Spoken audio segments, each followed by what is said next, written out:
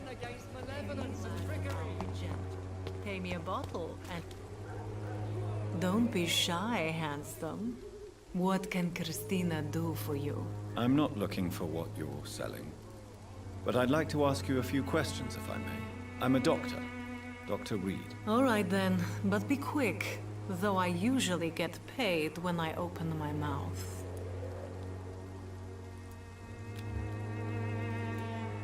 Do you know Nurse Dorothy Crane from the Pembroke Hospital? Anything you can tell me about her would be helpful. I don't know her, but I know her name is Dorothea Crăciunescu. She came from Romania like me and many others. You seem to respect her. Dorothea helps the sick people of Whitechapel.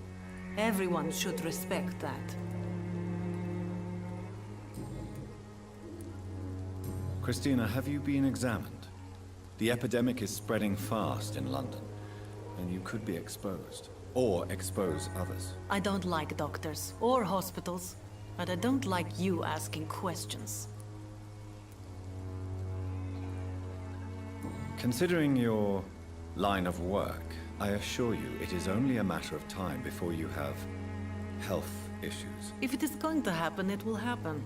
Right now, I need money. That's what's important. You can put your own life in danger, that's your decision.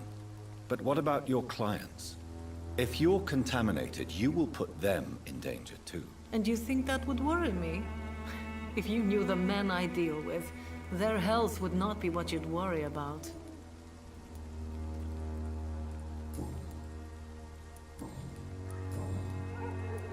Tell me about yourself. Are you joking with me?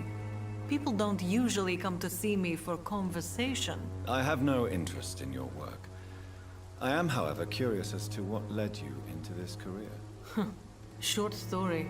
The war, exile, and England. This country is not especially welcoming.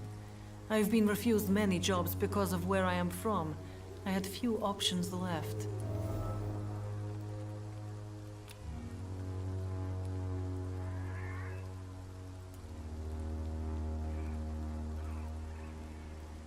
I always thought I was the master of my own fate. But now I know we don't always have control over our lives. I don't judge you. You know, this money is not only for me. I have good reasons to need this money quickly, but it is not your concern, Doctor.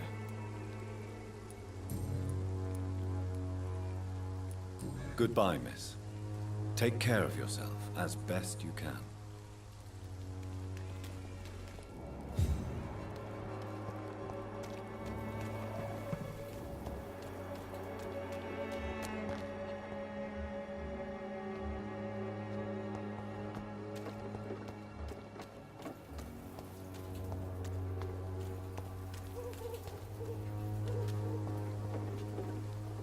Excuse me, sir. Are you familiar with this part of town? Name's Clayton Darby, reporter. Sorry, I'm new to Whitechapel. But perhaps you could help me since you're a journalist. My name is Jonathan Reed. Dr. Reed, the famous surgeon. I'll gladly help if I'm able, sir.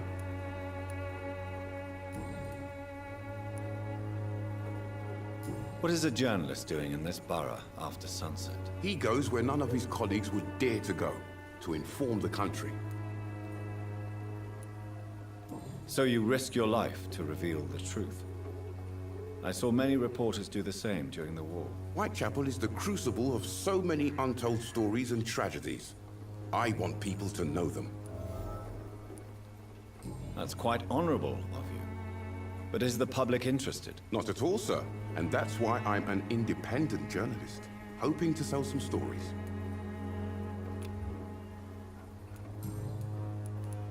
Christina Popper claims she sells her body because she can't find any other work. Do you believe her? Of course I do. Her story is exactly what I want my readers to understand. We live in an intolerant and divided nation. Do you think things will ever change, Mr. Darby? I believe the situation can only improve. And now that women can vote, I'm convinced things will change. Why are the newspapers keeping silent about the Spanish influenza? It's as though none of you care. There's a war going on. People shouldn't be demoralized by news of deadly diseases. If no one stops it, this epidemic could turn into a scourge. It may kill more people than the war itself. Yes, this is another kind of war, but just as deadly. History will judge us all for what we did and what we did not. Have you any idea of the danger you face in these streets at night? I've had to run and hide more than once from frenzied mobs incensed by the fever. Do you think the flu is really responsible for this, Doctor?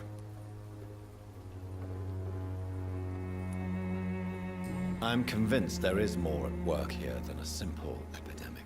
Really? To be honest, I could say the same. Some of the sick I saw or heard of. My God, what happened to them?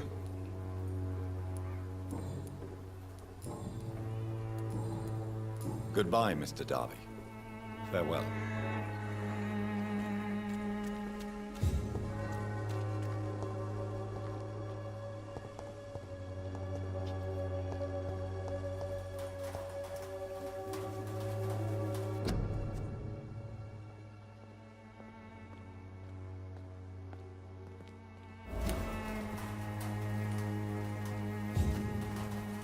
Good evening, miss.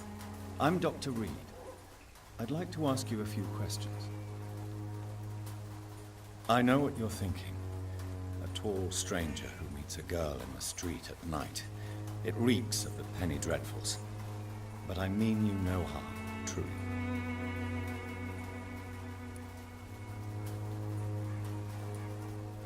Camellia, I know you work for Dorothy Crane. Please tell me about her secret dispensary.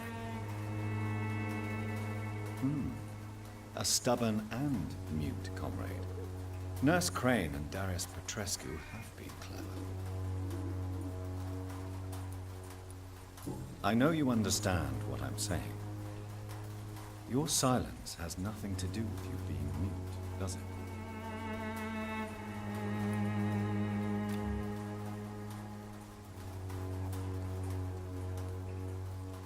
Very well.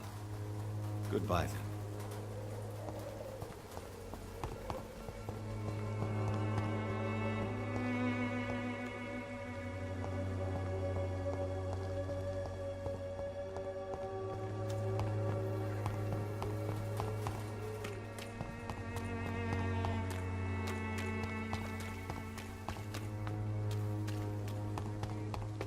For there is no protection against malevolence and trickery.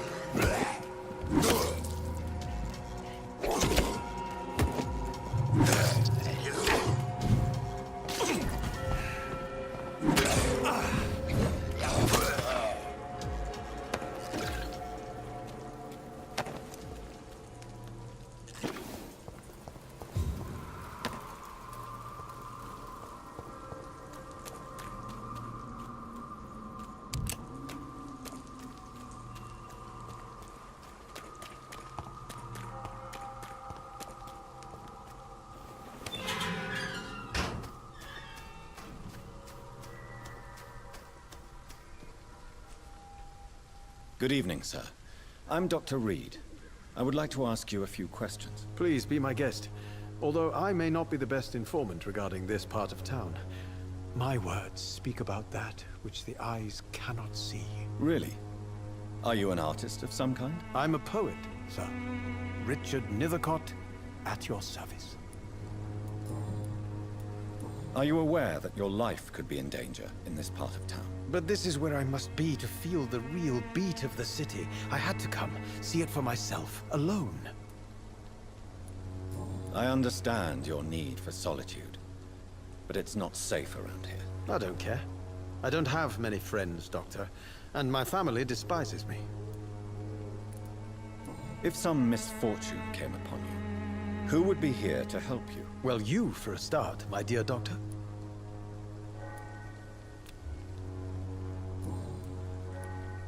May I ask what you're doing at this hour of night, sir? Do you live here? Not at all. I'm just enjoying the pleasure of a quiet walk. Though night talks are always preferable, if you ask me. Especially with strangers. But are you not afraid of the epidemic? Oh, why should I? I see some equity in the Spanish flu. No flesh should be saved, say the scriptures. Good or evil, rich or poor, all are equal in the eyes of the flu. If you say so. But as a physician in a time of epidemic, I must caution you to avoid unnecessary exposure, sir. Thank you, Doctor. But we both know the seeker of truth has to go boldly where the weak dare not. What are your thoughts on the terrible situation in this city? Terrible, you say? No. Of course, the death of so many innocents is a tragedy. But the scourge has not been all bad for the city. Oh, no, sir. What are you talking about? Do you remember London before the flu? Noisy, cacophonic, quietful silence.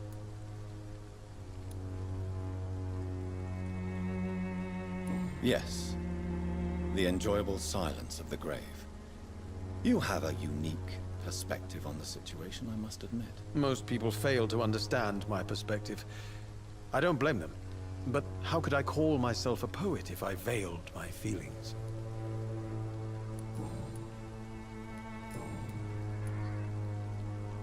Did you know the Mute Florist is a member of a secret society? No, I didn't.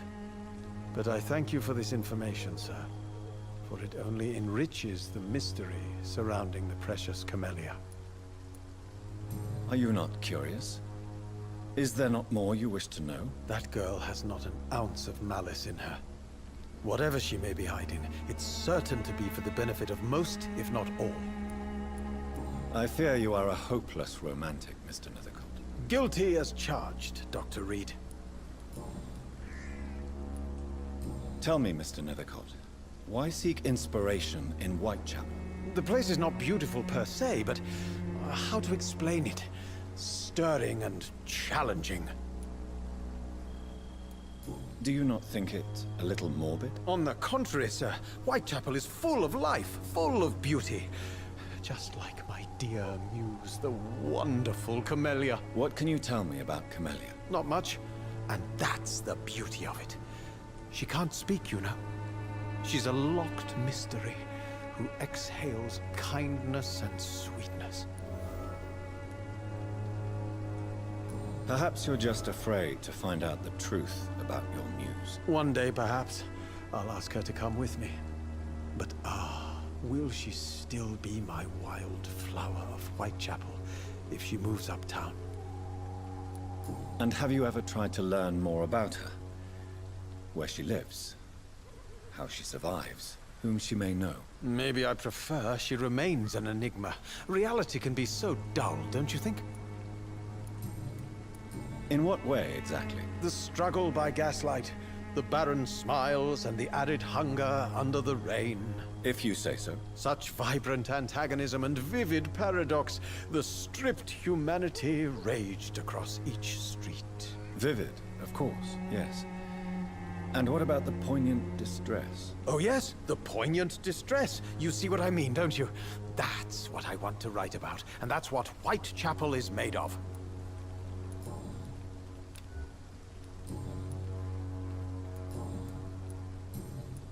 I'll leave you alone, sir.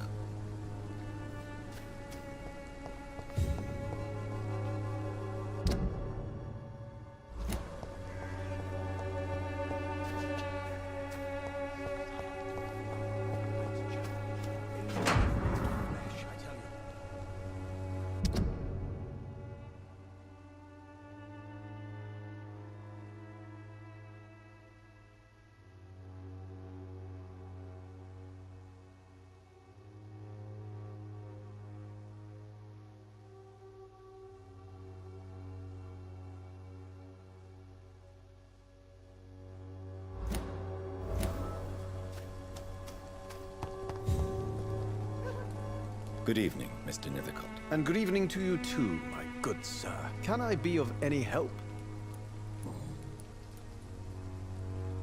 You don't really make a living from your scribblings, do you, Richard? No, sir, I don't. I work so hard. I put all my time, my energy, my devotion into the precise carving of words.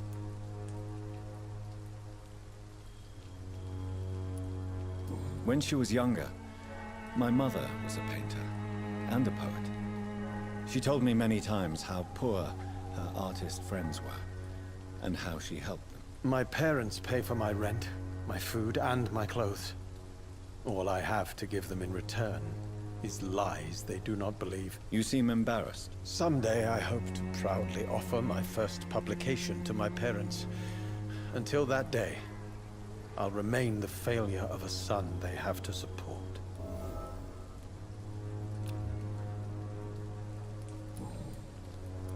I'll leave you alone, sir.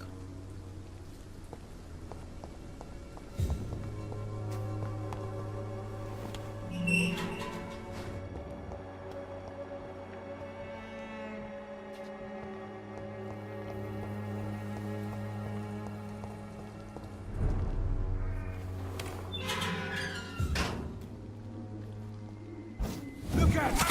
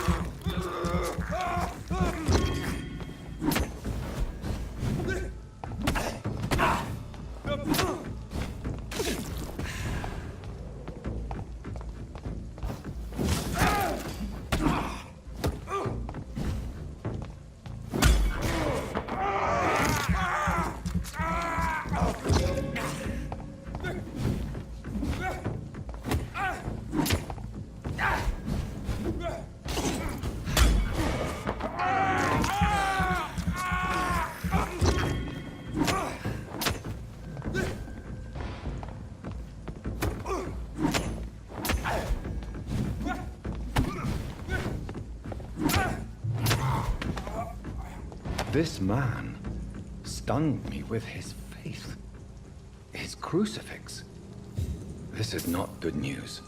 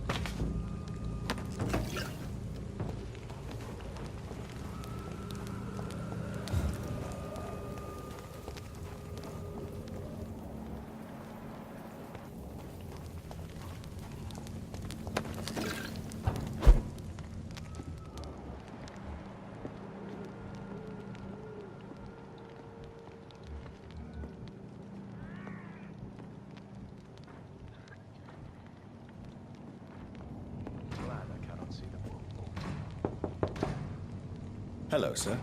Sorry to disturb you at this hour. I'm a doctor inquiring about the epidemic. May I come in? A doctor, you say? No, thank you. All right. I shan't insist.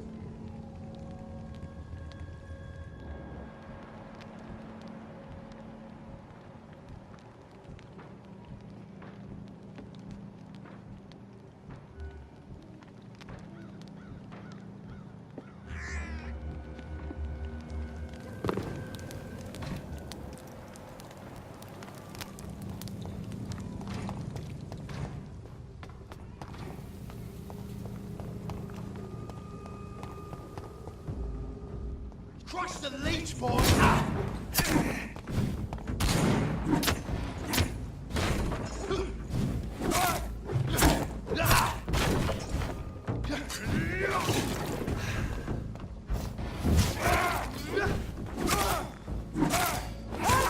I'll kill it!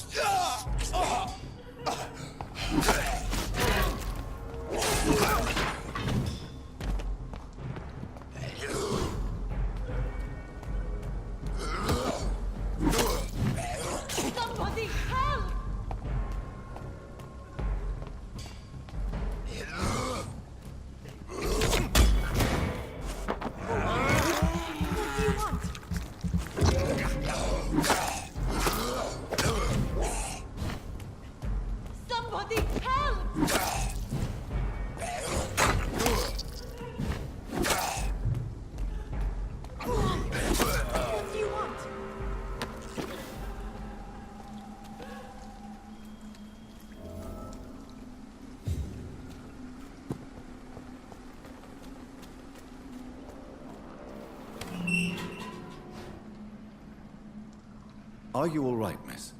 I don't know. Who were those people? They wanted to kill me. Why? They've lost their minds in the epidemic. They won't come back for now. You seem to know a lot about them, sir. I'm Dr. Jonathan Reed. I'm investigating this disease. I am Xiaoxun. Thank you so much for helping me, Mr. Reed. I must go to the cemetery now. Goodbye.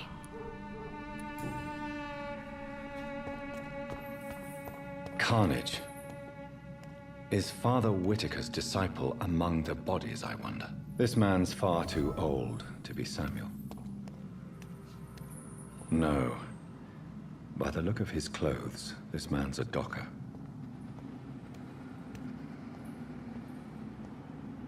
Samuel isn't here. I had better follow the blood trail.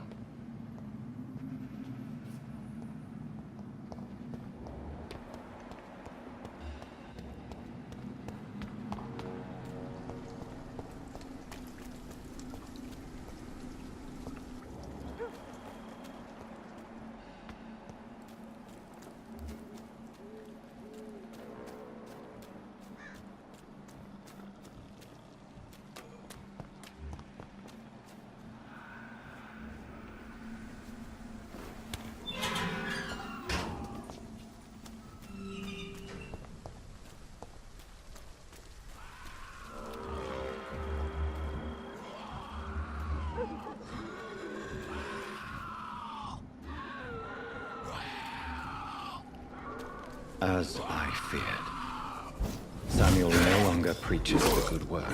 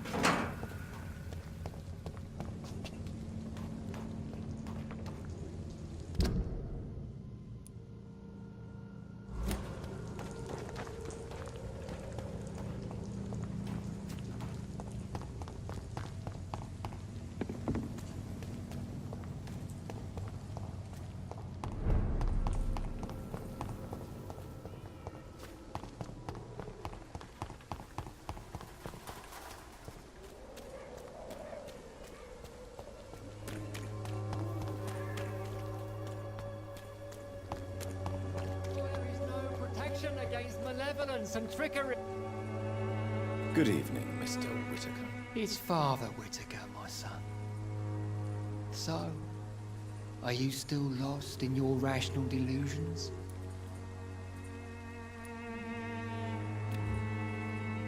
I have found Samuel, your disciple. I am afraid I have bad news. I already expected the worst. He should already have come back. He is dead, isn't he? Yes, he is now. The epidemic took him. Samuel steadily made donations to our cause.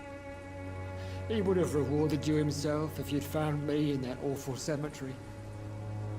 Please accept this money.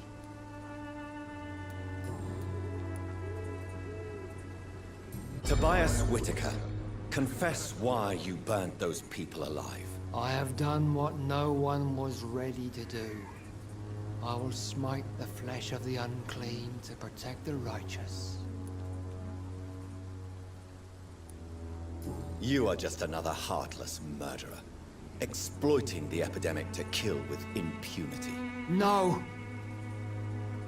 No. The only way to contain the spread is to strike at the source itself. The proliferating sick. You're not the savior of London. You're just a glorified sadist. I take no pleasure in this awful cleansing, Dr. Reed. I am only driven by the thousands of innocents I save each night.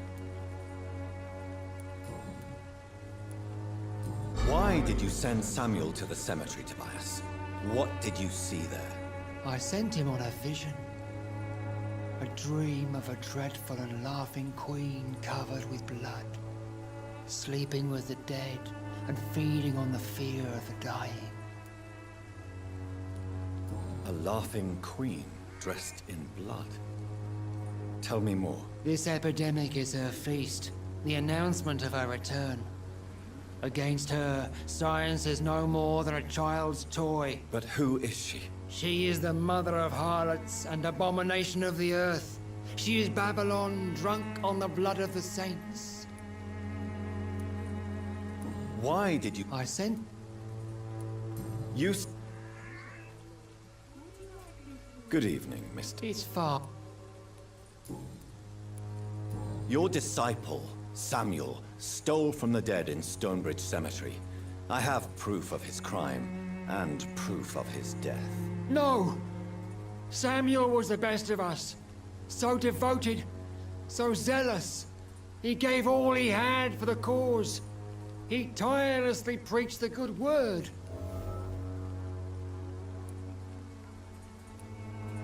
Your precious Samuel... If that's true. He defiled the dead with his petty thefts. That's how he financed your misguided crusade. Think what you will. When this city is saved, he will be praised for his devoted fortitude.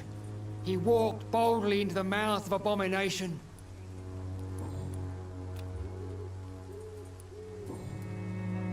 I have heard enough for tonight. Goodbye.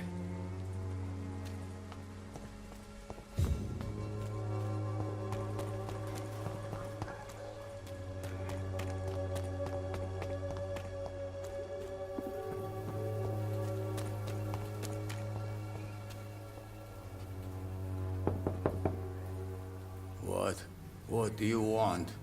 Leave me alone. Good evening, sir. I'm Dr. Reed. I'm looking for Nurse Dorothy Crane. There is no Dorothy Crane here. Now goodbye. I'm afraid this medical leaflet says the opposite, sir. Really? Well, I'm afraid I'm going to close this door right now. Go bother someone else, Mr. Doctor. To enter that house, I must discover who this man really is. Maybe I could start by observing what he's up to. I must insist, sir. Please let... I have no...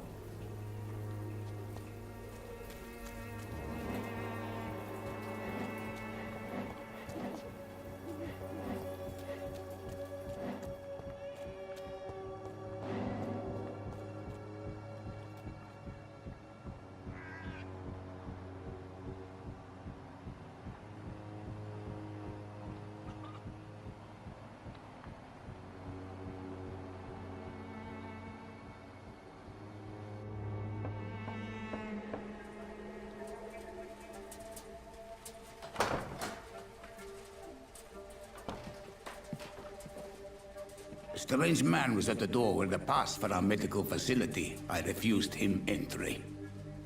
Darius, how could you know he didn't need our help? His clothes were too finely tailored to be for Whitechapel. Perhaps just a friend of that stray poet who is always about. Richard Nithercott? No, not of the same cloth, this man. I suspect some machination from that journalist. Clayton Darby. Is he still asking questions? Yes. I saw him drifting around St. Mary's Church. I swear he is tracking me just downwind.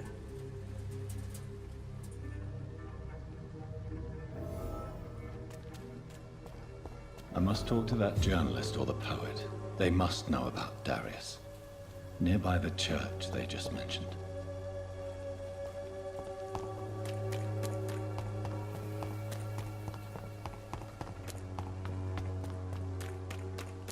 Joe, please, I don't have your money. Come on, Barry.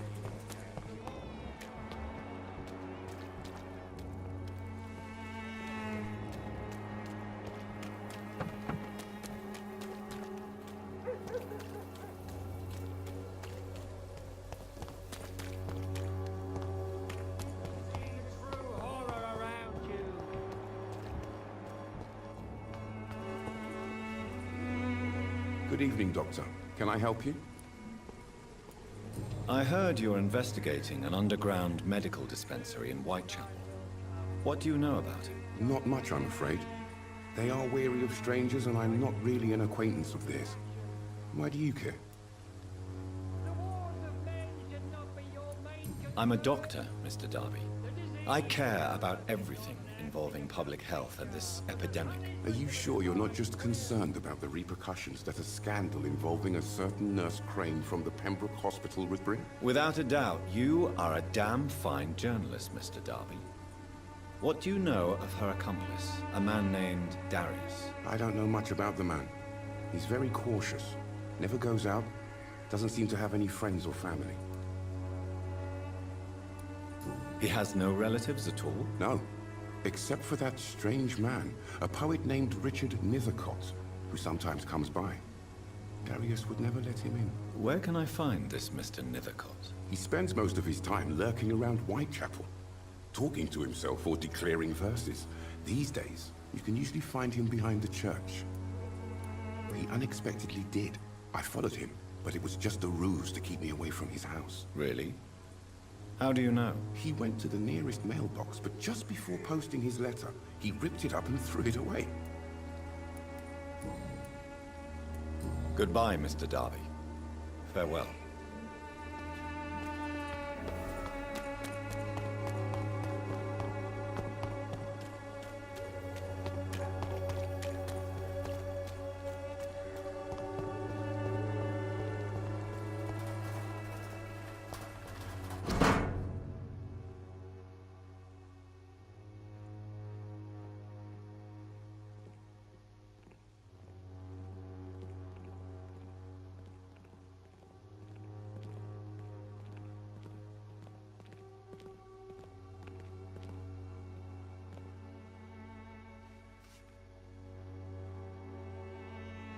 The content of Darius' letter to his children could give me more leverage to enter.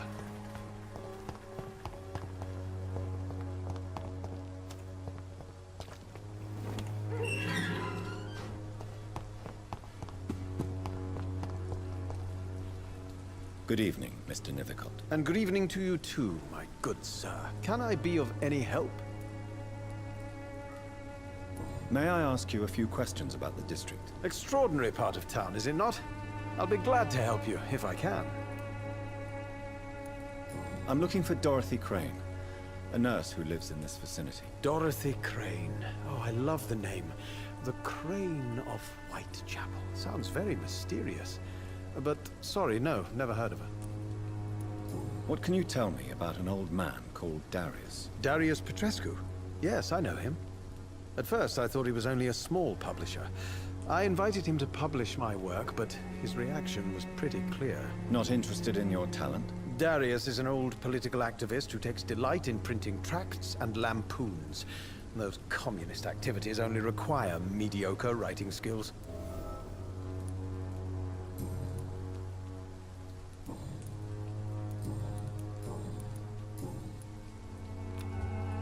I'll leave you alone. Darius is a bit less of a mystery now. It should not be that difficult to incite him to let me in.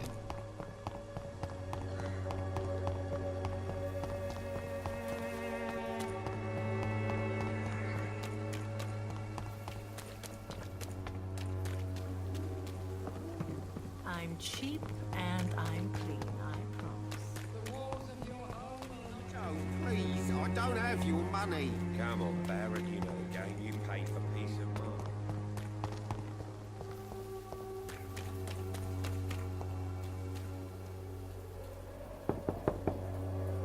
Mr. Petrescu, just 1 minute, please. You again? Go away. Sir, wait. Stop this nonsense. I know Nurse Crane is here. Shall we speak man to man, you and I? All right. Speak up. Don't you see we're on the same side? We fight to help the poor, sick, and abandoned. I'm nothing like you, Mr. Doctor. Yes, you are. You too believe in providing medical care without charge. You know what we have to sacrifice to make the world a better place. I have to admit your words have conviction. All right, I'll let you see Dorothea. Don't make me regret this, though.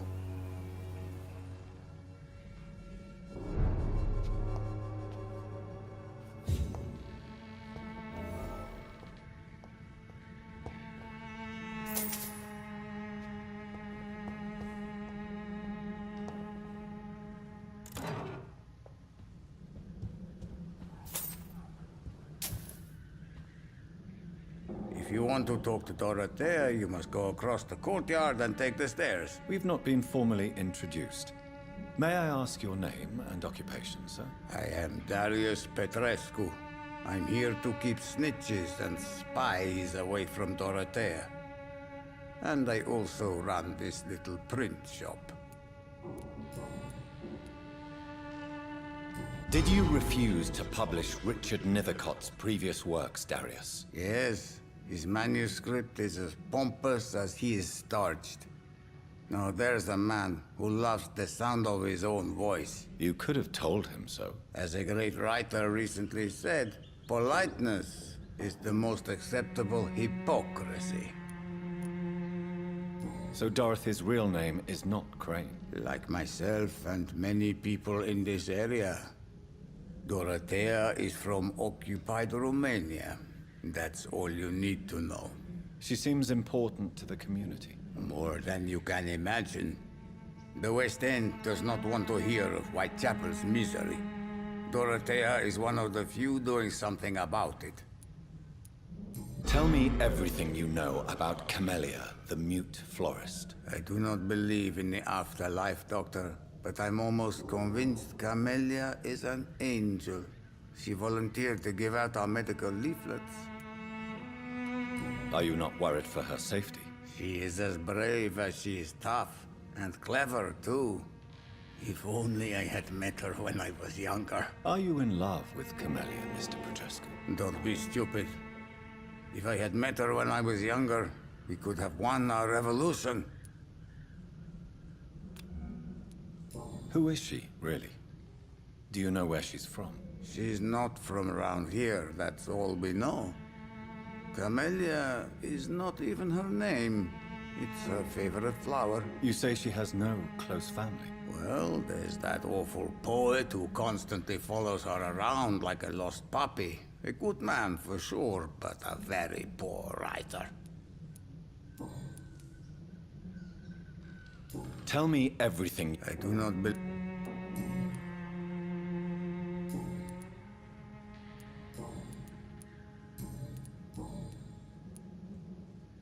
I know you fought for your country when it was occupied, Darius.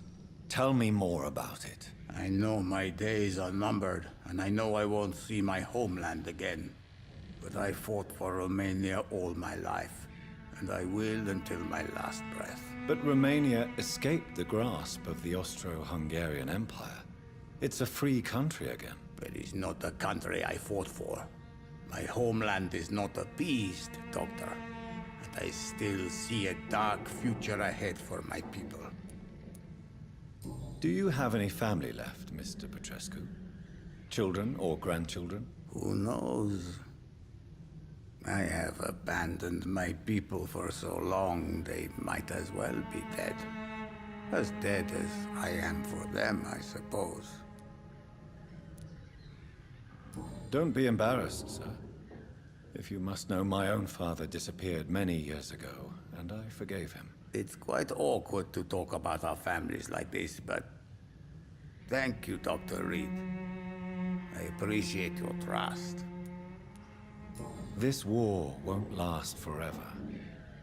Did you ever think of returning to your country now it's free? No. I have taught strength and determination to my sons and daughters. I'm an old, dying man who only has memories of better times to cherish. How did you meet Nurse Crane, Darius? Why does she trust you? I'm her oldest friend in England. Dorothea and I share many ideas about this country and about the country we left. You mean occupied Romania, don't you? Even if not directly, I fought against your enemies. Really? Then perhaps you have more in common with Dorothea than meets the eye, Dr. Reed.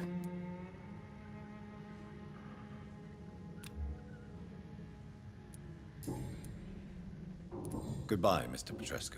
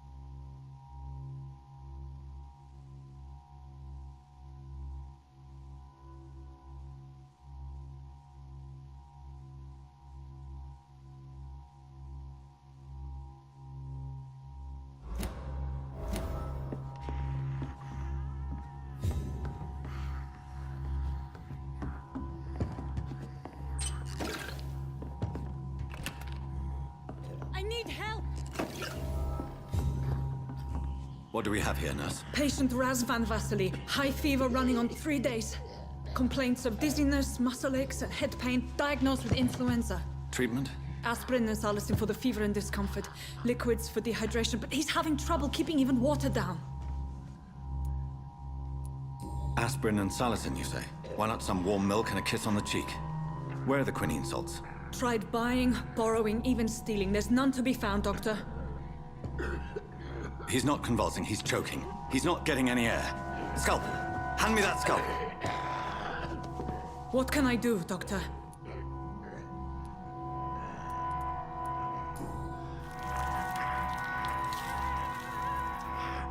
I need to perform a tracheostomy. Short pipe. That rubber tube will do. We're going to cut a passage for air through the neck. Yes, Doctor. He's breathing again, but he's coughing up blood. Internal hemorrhaging. I need to make another incision into the chest cavity to drain the fluids from the lung. Prepare another tube. A thoracostomy? Doctor, we've nothing to fight the infection. We need an aseptic environment.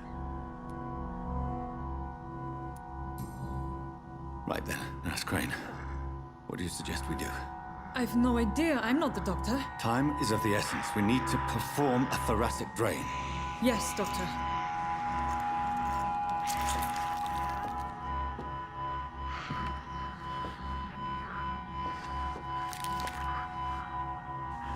He's still bleeding, Doctor. I'm losing his pulse. The drain must have punctured the intercostal artery.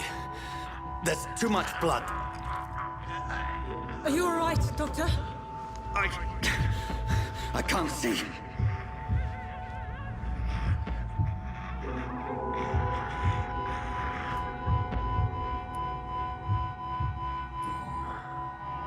I must first suture the artery.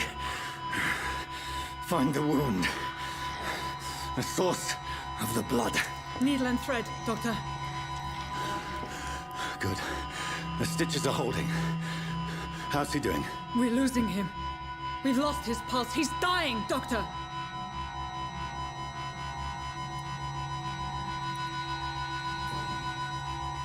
Cardiac massage, now. Cardiac... What? Are you making this up as you go along?